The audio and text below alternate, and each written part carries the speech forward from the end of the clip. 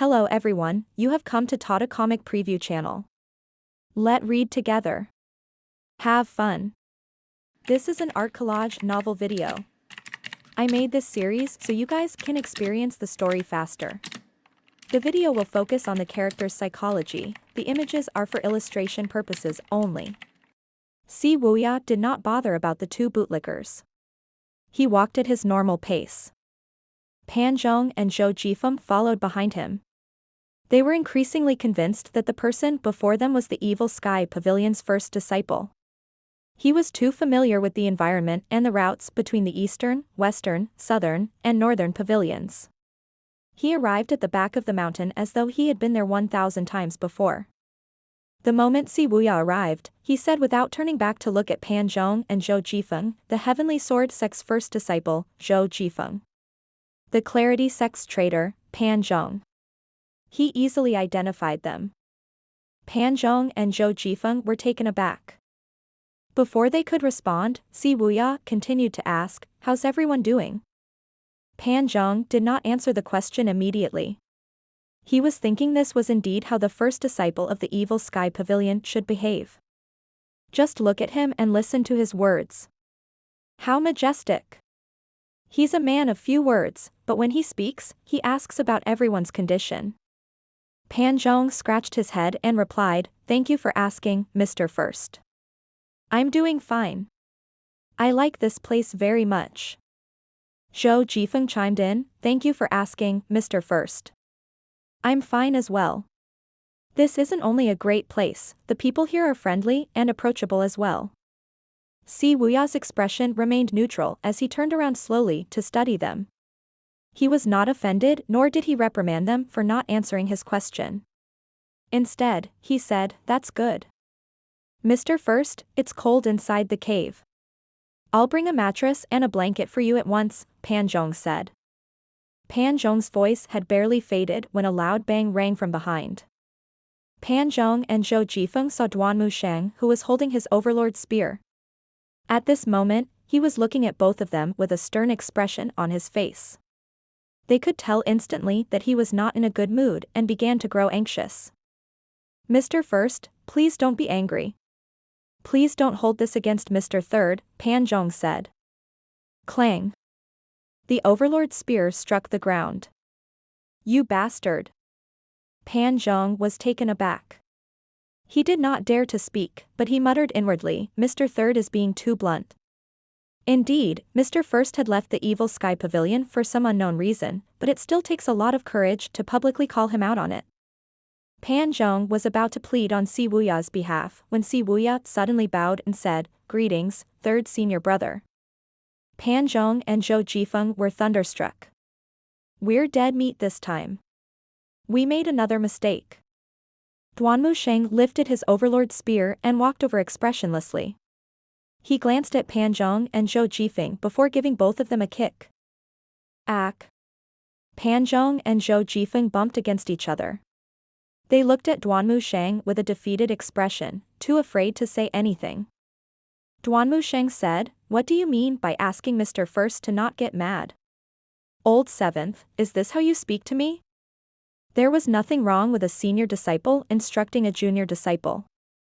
Pan Zhong and Zhou Jifeng felt like crying. Wuya did not care about their feelings. Instead, he faced Duanmu Shang and bowed again, "Greetings, third senior brother." He did it much more formally than before. Duanmu Shang snorted and said, "How shameless of you to return." "I'm ashamed," Wuya calmly replied. "All these years, you've caused trouble and unrest in the outside world. In the end, look at how obediently you had to return to the Evil Sky Pavilion? Do you think that everyone else is beneath you just because you're clever?" Duanmu Shang said, not hiding his intent to mock Wuya. "You're right, third senior brother," Wuya replied tonelessly. Swoosh. Duanmu Shang raised his overlord's spear and pointed it at Wuya. "Don't you think that I'll forgive you just because you're talking to me in this manner?" Wuya saw the heaven-grade weapon in Duanmu Shang's hand. He did not seem overly surprised. He said with a smile, "I'm injured from the battle in Liang Province's city. You're braver and more valiant than most, third senior brother." I'm sure you won't strike a man when he's down. Duanmu Sheng said, I won't be so sure about that. Swoosh. Duanmu Sheng grabbed the center of the Overlord Spear's shaft with his right hand while the bottom of the shaft was under his armpit. He pointed it at Si Wuya and said, Old Fourth is right. There's no need to be fair against a petty and despicable man. Master has told us that there's no such thing as absolute fairness in the world. Show me just how much you've improved, you bloody traitor. He thrust the Overlord spear that glinted in the light. The spear flew out like a dragon. Swoosh. Swoosh. Swoosh. Si Wuya tapped the ground with his feet and retreated. For a time, the two of them engaged each other in battle. Pan Zhong and Zhou Jifeng hastily moved backward. They observed the battle from the side. Brother Pan. I won't believe you ever again, Zhou Jifeng complained. Oh, shut up. Zhou Jifeng wiped the sweat from his face and asked, Who's more powerful? Mr. Third or Mr. Seventh? Pan Zhong looked at the two disciples and said in a hushed tone, I'm guessing Mr. Seventh. Think about it. He's capable of turning the cultivation upside down. All 9 provinces of Great Yan are in chaos right now. We shouldn't judge a book by its cover nor measure the volume of the sea with a pitcher. Besides, I've heard Mr. Eighth mention that nobody was able to make Mr. Seventh unleash his full strength before. Is he that powerful? Just watch. The two of them ended the conversation. Duanmu Sheng leaped into the skies. Then, with both hands on the spear's shaft, he dove. Thousands of spear shadows appeared in just an instant. Imperfect divine intervention. Countless spear shadows stabbed at Si Wuya without rest. Si Wuya unleashed several shots of energy. Bam. Bam. Bam. To Si Wuya's surprise, the spear shadows easily destroyed his energy blasts. The tip was now upon his face, and he quickly raised his hands to defend himself. Bam. Si Wuya flipped in the air. He staggered backward. His arms felt numb from the vibration, and his face was pale. Duanmu Sheng retracted his Overlord spear. He did not continue his assault. Instead, he said, Is that all you've got? Si Wuya cupped his fists and said, I'm impressed by your profound cultivation base, third senior brother. Pan Zhong and Zhou Jifeng were speechless.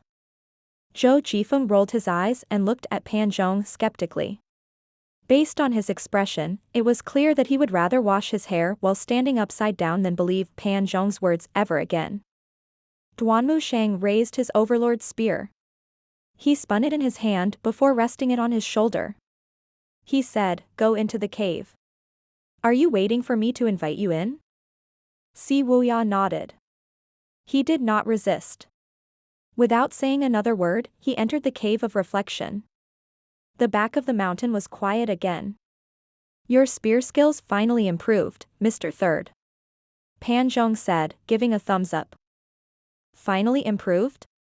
Duanmu Sheng's expression looked menacing as he said, Do you mean to say that I made no improvements before this?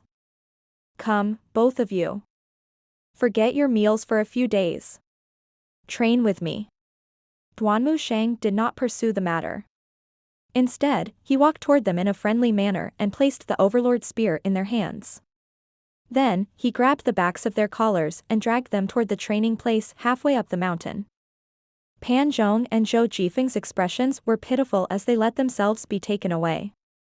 At dusk, Lu Zhou opened his eyes. After meditating on the heavenly writing for half a day, his mental state was slightly rebuilt. However, there was still a long way to fully recovering it. He called up the system dashboard. Name, Lu Zhou. Identity, Great Yan Human. Cultivation base, Divine Court Realm, Dao Transforming Stage. Merit points, 42,800. Avatar, 10 worlds. Remaining life, 9,763 days. Item, Deadly Strike card X1, Critical Block card X62, Passive, Cage Bind card X4, G Tiandao's Peak Trial card X1, Wizard, Resting, buy-in, critical heal card, X2, improved binding cage card X2, improved critical heal card X2, thunderblast X1, reversal card X33. Weapon, unnamed, life cutter, jade horsetail whisk, refinement needed, peacock plume, refinement needed. Cultivation method, 3 scrolls of heavenly writing. All in all, he did gain from his time in Liang province. Wuya contributed a lot by killing nearly 2,000 other tribesmen. Zhou muttered under his breath, one more step. I'm one step away from entering the nascent divinity tribulation realm. Only when he was in the nascent divinity tribulation realm would he be considered as truly stepping out into the cultivation world. Zhou waved his hand casually. The dashboard vanished. When he remembered that he had matters to attend to, he pushed the thought of spending his merit points to the back of his mind. He had sensed someone cleaning outside his room, so he said, "Summon Wuya here." Understood. Shortly after, Wuya left the back of the mountain with a derived Moon Palace's female disciple and made his way to the eastern pavilion. During the journey, he looked at the female cultivator and asked, "Where's your palace master now?" The female cultivator hastily bowed and said, "Mr. Seventh, there is no palace master or the derived Moon Palace in the Evil Sky Pavilion. Miss Sixth has been banished by the pavilion master a long time ago and hasn't been heard of since. The last we heard of her was when she killed the 5 mice of Upper Prime City and sent the Zen tunic here. After that, we've not heard from her." "Haven't been heard from her since?" Wuya stopped in his tracks. As he recalled the information he received before this, he discovered he had arrived outside the Eastern Pavilion. He wanted to ask about the Evil Sky Pavilion's recent situation, but since he was already outside the Eastern Pavilion, he could only push that question aside for now. The female cultivator bowed and said, "I'll take my leave." Wuya surveyed the surroundings of the Eastern Pavilion. It had been a long time, but nothing seemed to have changed. It seemed that he was the only one who had changed. He had grown up, no longer the little boy he was before. His master was also no longer the master he knew from before. Wuya entered before he came to half outside Zhou's room. He bowed. "Greetings, master." There was no reply from the room. Swoosh. The door was opened by a blast of energy. Wuya understood what this meant. He entered the room. Once inside, he found himself in a spacious and comfortable hall with a scenic view of the mountains. There was a small desk in the center of the hall. An incense burner with no incense at the moment was placed on the table. He saw the 4 treasures of the study, a bookshelf, and a calligraphy work on the wall. Out of the sea, the bright moon rises. Though miles apart, the same moment is shared. For some unknown reason, Wuya felt his heart race when he read this poem. Clever as he was, he, naturally, knew what it meant. He was shocked but did not dare to say anything. He gulped as he looked at Zhou, who was sitting cross-legged with his eyes closed. After a moment of silence, he called out, "Master." Zhou opened his eyes slowly. His gaze fell on Wuya as he said, "Aren't you ashamed to call me master?" Wuya felt apprehensive. He was starting to feel nervous. After giving it some thought, he chose to kneel obediently. Zhou asked with an apathetic expression, "Tell me, why did you leave the Evil Sky Pavilion?" Wuya replied solemnly, "I can only realize my true potential outside of the Evil Sky Pavilion." "With that ingenuity of yours?" Zhou asked. Wuya said, "I think that I can." "You think?" Wuya said, "Now that the 9 provinces of Great Yen are in chaos. All I need is more time to make them fall completely. The imperial family will surely be in disarray. Even the 10 terminal formation will be of no use to the divine capital when the time comes. With the 9 provinces surrounding it, the divine capital will be isolated and without help.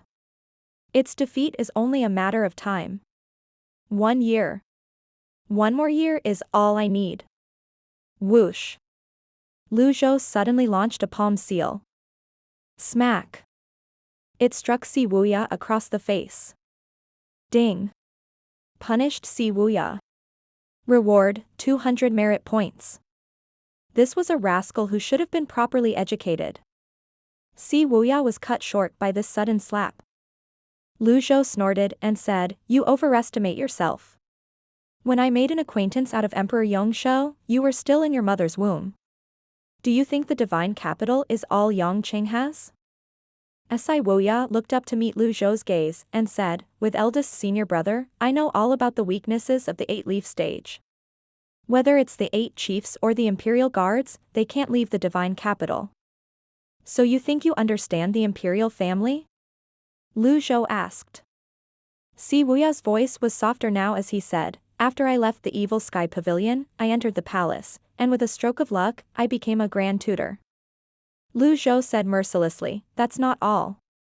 You left such a good impression on Yongning so that you use her to obtain information in the palace." "I did not use her," Si Wuya said vehemently. Zhou regarded Si Wuya silently. "Didn't you? Surely, you know the answer to that." Such was the nature of man. The more one spoke, the harder the other party would deny and refute it. It was better to disengage and not debate the matter. Si Wuya fell silent. After some time, Zhou stroked his beard and said, "You knew what happened with Yu Shangrong. I won't recount it to you again." When Si Wuya heard the name, his heart skipped a beat. "Where's my memory crystal now?" Zhou continued to ask. Si Wuya had expected this question. With wide eyes, he hastily shook his head and said, "I don't know." "So old second lied to me?" You won't tell me?" Zhou rose to his feet. He placed his hands on his back as he stared down at Si Wuya. Zhou's aura pressed down on Si Wuya, making it difficult for him to breathe. He said, "Master, believe me. You were the one who sealed the crystal. You didn't want anyone to find out about it. You don't even want to know about it yourself. Why would you look for it again when you went through so much trouble to seal it?" "I've changed my mind," Zhou said. "That's because you don't have your memories. If you find it and restore your memories, you'll definitely regret it. Moreover..." Si Wuya paused briefly before he gritted his teeth and soldiered on. "Moreover, you should remain on the mountain and spend the next few years peacefully. I promise to be filial to you." After that, he kowtowed. "You're saying that my judgments are incorrect, and seeing that I'm going to die soon anyway, I should let all of you do whatever you want?" Zhou asked. Si Wuya was taken aback. However, he quickly replied, "If that's the way you wish to interpret my words, master, then, so be it." "Impudent." Zhou waved his sleeve. An energy seal struck Si Wuya, and he reeled back before crashing through the door. Boom. Si Wuya landed in the eastern pavilion's hall. Zhou waved his sleeve again. Another palm seal sailed in the air. Bam. Si Wuya fell down the stairs. Zhou was in no mood to entertain the system rewards he earned from punishing Si Wuya. He felt his emotions stirring, it was something very close to rage. After striking a few times, he finally stopped. He suddenly wondered. Did Ji Tiandao's memories affect him, or did he successfully assimilate with Ji Tiandao? Zhou was still Zhou, but Ji Tiandao was no longer the Ji Tiandao of old. Zhou had no choice. He was already in this position. He had to establish a new path for himself. After a moment, Zhou walked to the edge of the steps with his hands on his back. He looked down at Si Wuya from above. "You're an unfilial rascal." Si Wuya grunted and spat out a mouthful of blood. He did not defend himself and he did not speak. He only supported himself and adjusted his posture, kneeling on the ground. Zhou was his master no matter what. Even if one had justified reasons, it was still not acceptable to curse at one's master.